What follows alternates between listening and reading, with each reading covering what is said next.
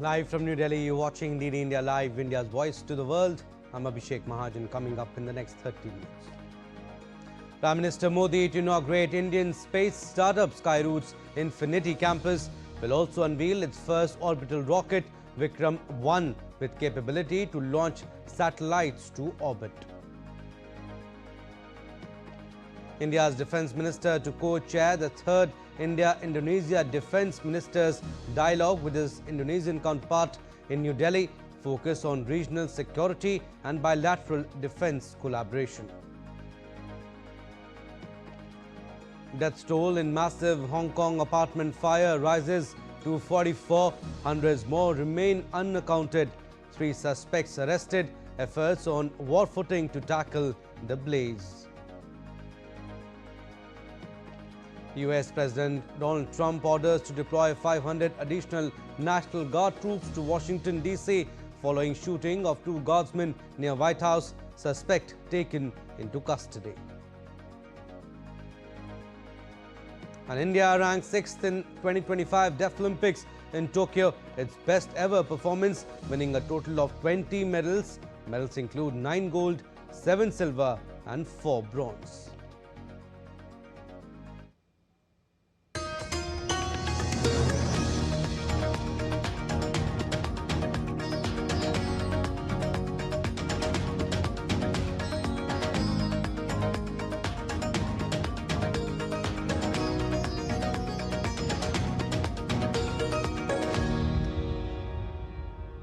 Our top story, Prime Minister Narendra Modi will inaugurate Indian space startup Skyroot's Infinity campus on Thursday via video conferencing.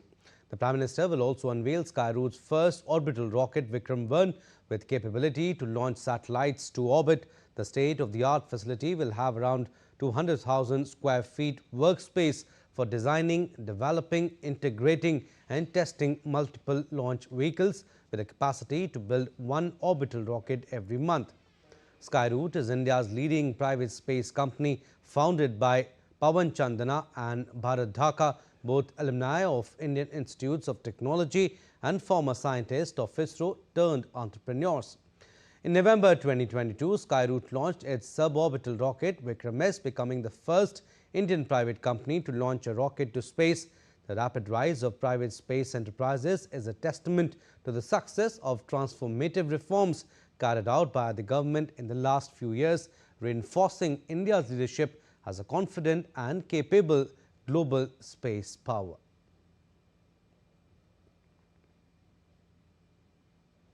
Moving on, President Draupadi Murmu will address the inaugural session of the 3rd edition of the Chanakya Defence Dialogue 2025 in New Delhi on Thursday. The 2-day event will bring together national and international experts to deliberate on defence reforms, technological transformation, civil-military integration and India's emerging security priorities in the run-up to Viksit Bharat 2047. The Chanakya Defence Dialogue is being organized under the theme Reform to Transform, Sashakt, Surakshit or Viksit Bharat. Moving on, Defence Minister Rajnath Singh to co-chair the 3rd India-Indonesia Defence Ministers dialogue with his Indonesian counterpart Syafri Syamsuddin in New Delhi. During the meeting, the 2 ministers will exchange views on regional security and multilateral issues, as well as explore avenues for further deepening bilateral defence collaboration. The 2-day visit of the Indonesian Defence Minister underscores the growing momentum in India-Indonesia defence cooperation and reflects the commitment on both sides to further deepen and expand the partnership.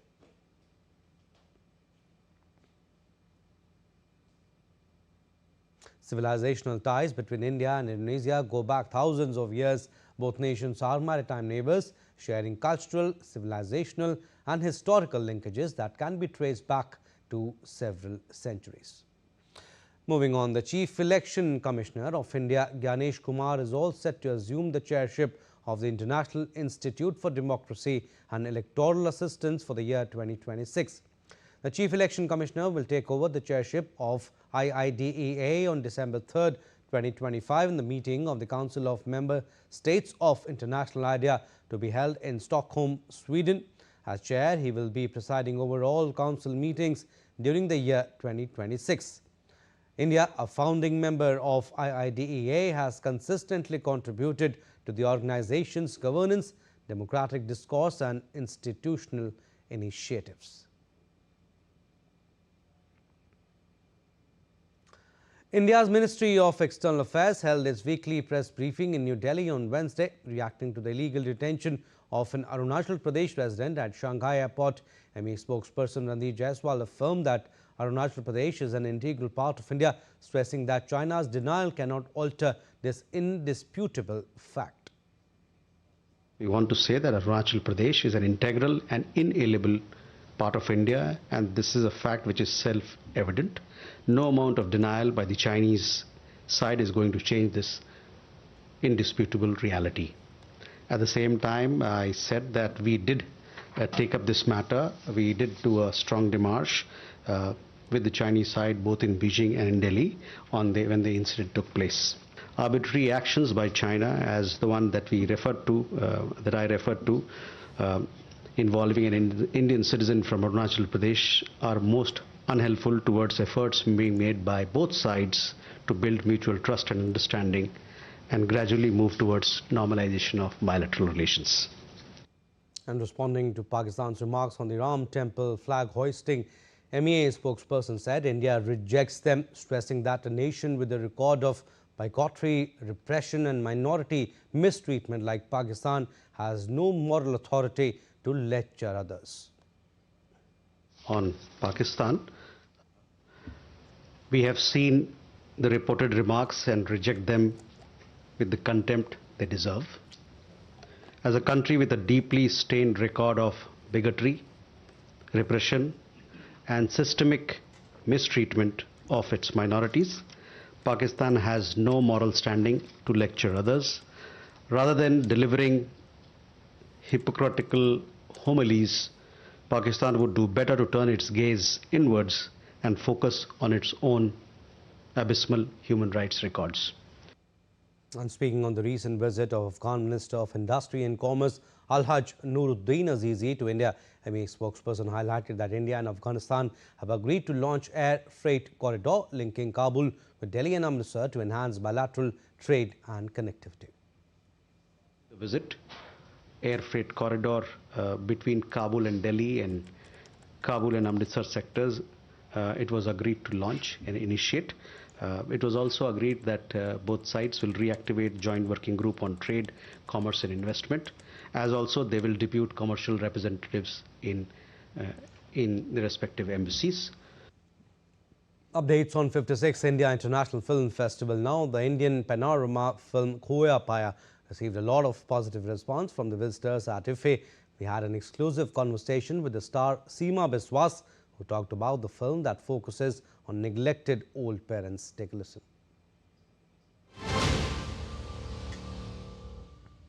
You would remember Poolam Devi's Seema Biswas? Well, Seema Biswas is back again at the 56th edition of IFE with her upcoming film Khoya Paya. Shot in Mahakumbh, Khoya Paya talks about the sensitivities related to old age parents. We had a word with the legendary actress Khoya Paya and interacted her about the subject of the film, her experience so far and what more is she expecting from India and especially from IFE. And we have with us the star cast of Khoya Paya and the celebrated actor here, Miss Seema Biswas. First of all, many congratulations on yet another film, ma'am. From Poolam Devi to a lost mother in Khoya Paya, how do you do the transitioning? It's time gap, years back, and we are an actor. So, switch on, switch off. But for me, like next year, if I born, so I would like to born as an actor only, because it's such an interesting profession, like living with so many variety of roles and, put everything in it, like your heart and soul and mind and everything. So it's an interesting journey for me overall. So, and never ending. I don't know. And once again, it brings forth a very important topic, which is neglecting your old parents. Why IFFI becomes a very important platform to put forth such important social topics? So sad for me, like focusing on education, focusing on health issue, those are important for India. Like 70, more than 70% of Indian, they are below poverty or below education. And instead of that, we had to focus on that. That love your parents, respect your parents, and if he is spending money, and have to spend money for it. But for me, like requesting those people, just youngsters, please abhi to jaag jao and प्यार करो. सिर्फ अपने parents नहीं, old age anybody, just care for them. Old age home itself is shame on us. For me, old age home क्यों? वो लोग जवानी में अगर इनका अपना घर था तो बुढ़ापे में कहीं और एक ओल्ड एज होम में क्यों जाना पड़ता है? So no doubt IFFI, thanks to IFFI, that reminding those people that don't do this, respect old people. So hope जनता जाग जाएंगे. Thank you so much, ma'am. Thank you. So there you heard the legendary actor Seema Biswas talking about her film Khoya Paya. With camera person Senthil, this is Deepika reporting for DD India from Goa. Well, let's now take a look at other stories making news today. The Commission for Air Quality Management has revoked the restrictions under Stage 3 of the Graded Response Action Plan in Delhi NCR. Curbs under the first and second stage of GRAP will be intensified in the capital and its surrounding areas. The Air Quality Index in Delhi has shown gradual improvement over the past few days and was recorded at 327.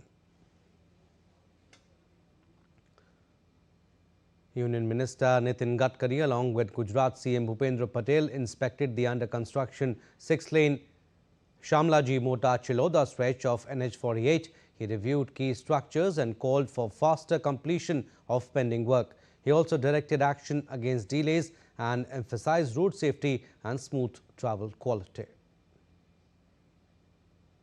UIDAI has deactivated over 2 crore Aadhaar IDs of deceased people as part of a routine cleanup to prevent misuse for fake accounts, ghost pensions and other fraud. The verification process uses death records and state inputs, with rare wrongful deactivations easily reversible through biometric authentication. Time now for a very short break, but still to come on this edition of DD India Live. Peru sentences ex-president Vixara to 14 years in prison for corruption. And India's bid to host Commonwealth Games 2030 formally approved. And France's Strasbourg Christmas market opens to crowds to celebrate the Christmas festivities.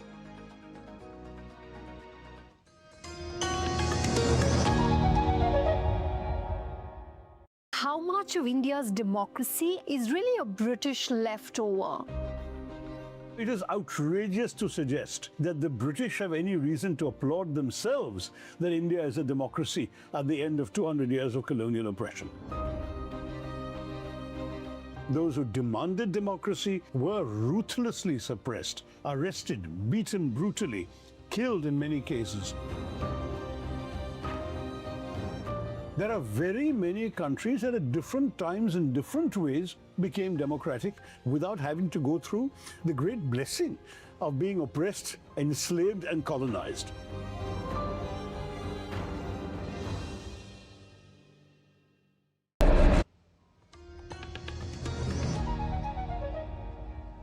Welcome back. You're watching DD India Live. I'm Abhishek Mahajan. Some more story.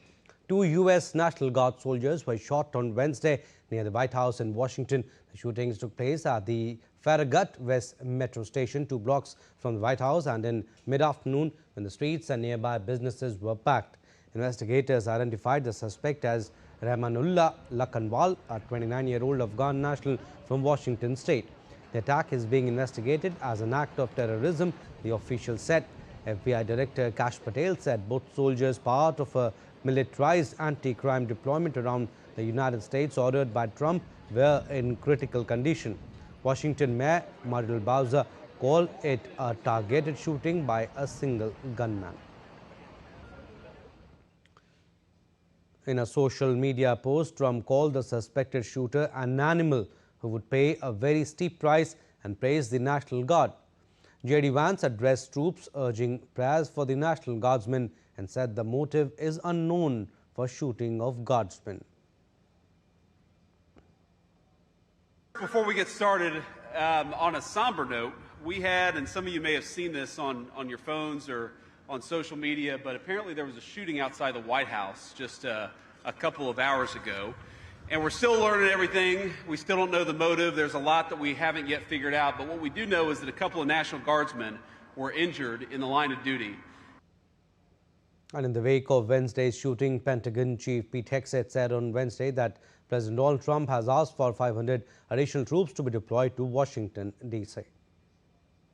President Trump has asked me, and I will ask the Secretary of the Army, to the National Guard, to add 500 additional troops, National Guardsmen, to Washington, D.C.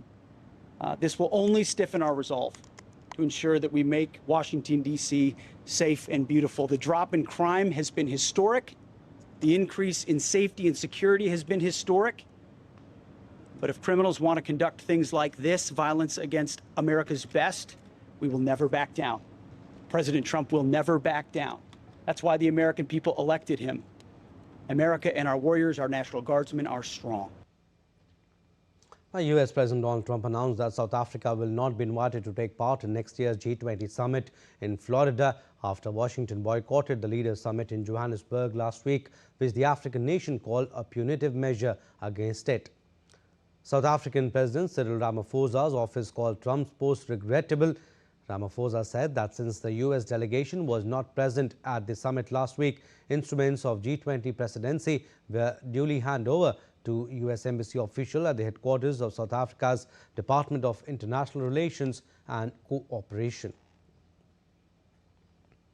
Since taking office for the second time in January, Trump has been critical of the South African government's domestic and foreign policies.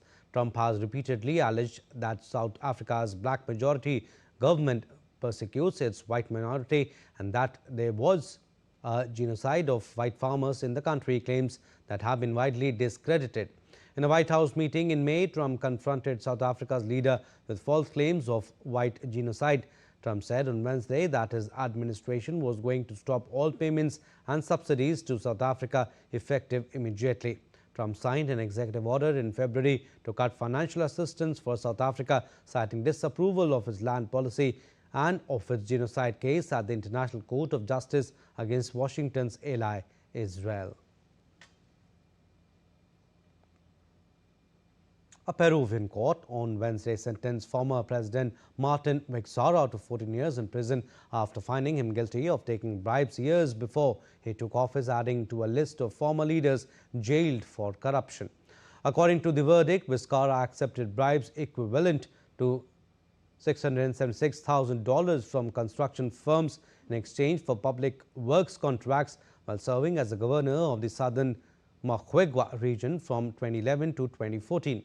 Throughout the trial, which began last October, Vizcarra denied the charges, claiming he was a victim of political persecution. He came to power in 2018 after his predecessor resigned and was ousted 2 years later by Congress amid graft investigations. 3 other former presidents are also in jail. Alejandro Toledo and Ollanta Humala are both serving time for corruption convictions. Pedro Castillo is being held while on rebellion charges. Updates on Russia-Ukraine conflict now. Russia said Wednesday that ongoing talks to end the conflict in Ukraine were serious after earlier welcoming parts of a new U.S. plan to halt Russia-Ukraine crisis. Russian officials cautioned that an agreement remained distant, with U.S. envoy Steve Witkoff expected in Moscow next week for more discussions. In televised comments, Kremlin spokesman Dmitry Peskov said the negotiations were ongoing and the process is serious. Washington has not released the updated plan, which President Donald Trump described as a defined version of an earlier 28-point outline dismissed by Kiev and European governments as overly favorable to Moscow. Trump and U.S. Army Secretary Dan Driscoll, who has met Russian representatives, signaled cautious optimism. Kremlin aide Yuri Ushakov said the draft needed deeper evaluation, noting that some points were positive while others required expert review. Now updates on Hong Kong fire. Firefighters were still dousing a devastating fire on Thursday which ripped through a Hong Kong high-rise complex, killing at least 44 people and leaving hundreds missing, according to the authorities. The inferno, the financial hub's worst in decades, took hold on Wednesday afternoon in an 8-building housing estate with 2,000 apartments and sent shockwaves through the city, which has some of the world's most densely populated and tallest residential blocks. According to the police, 3 men were arrested in connection with the fire after flammable materials left during maintenance work caused the blaze to spread rapidly beyond control.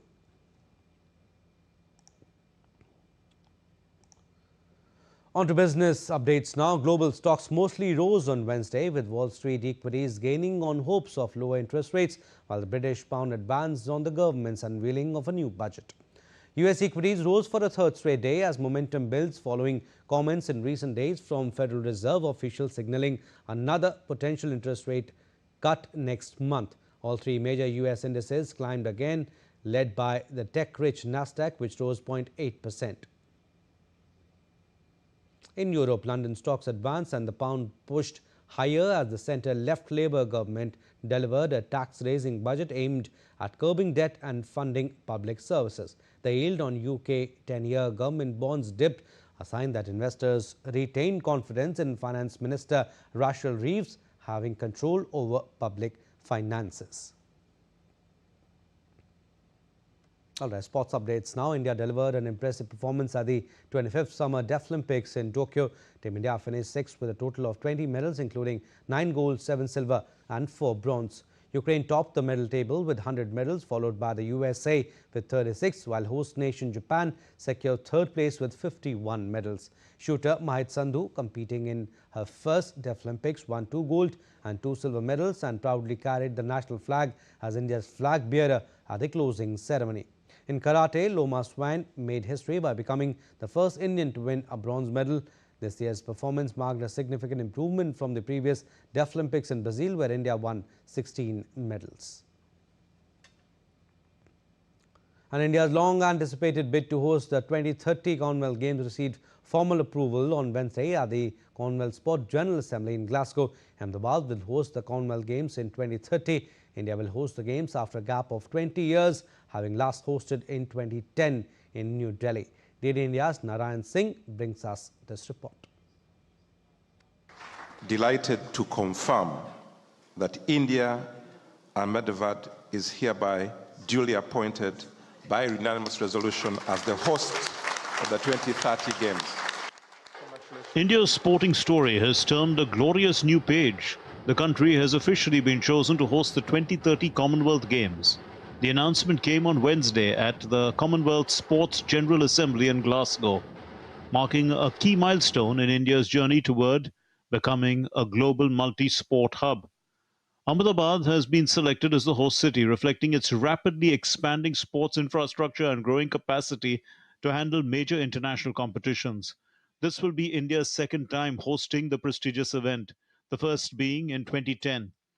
Taking to social media platform X, Prime Minister Narendra Modi also expressed his admiration. He wrote, "Delighted that India has won the bid to host the Centenary Commonwealth Games 2030. Congratulations to the people of India and the sporting ecosystem. It is our collective commitment and spirit of sportsmanship that has placed India firmly on the global sporting map. With the ethos of Vasudhaiva Kutumbakam, we are eager to be celebrating these historic games with great enthusiasm. We look forward to welcoming the world." Unquote. Meanwhile, in India, a celebratory event was held at the Major Dhyan Chand Stadium, which was attended by Sports Minister Dr. Mansukh Mandavia, members of the IOA and athletes. हम भारतीयों के लिए गौरव की बात है कि इस 2030 में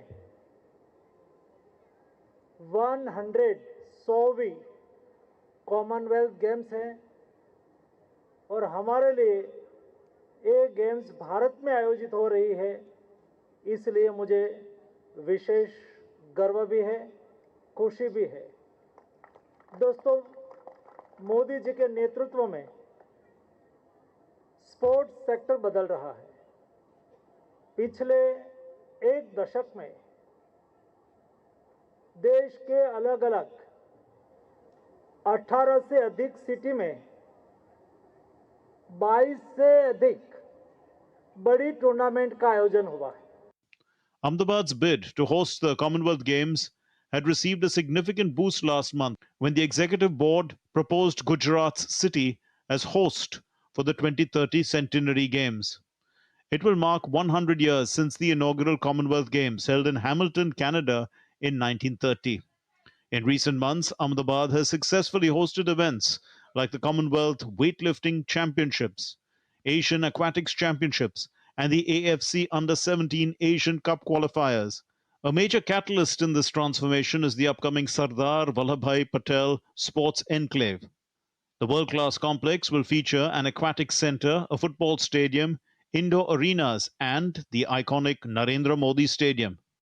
As India opens its door to the Commonwealth Games 2030, it is not just preparing stadiums and facilities, it's building belief, ambition and future where global sports finds a second home. With camera person Jena, Narayan Singh, DD India, Delhi. As festive lights glow from Dresden's centuries-old Streisel Market to France's Strasbourg Market, towering 30-meter Christmas tree, and even through the regal halls of Windsor Castle, Europe steps into the holiday season with tradition, sparkle and strengthened security. Crowds gather and millions come together to celebrate a time of comfort and joy.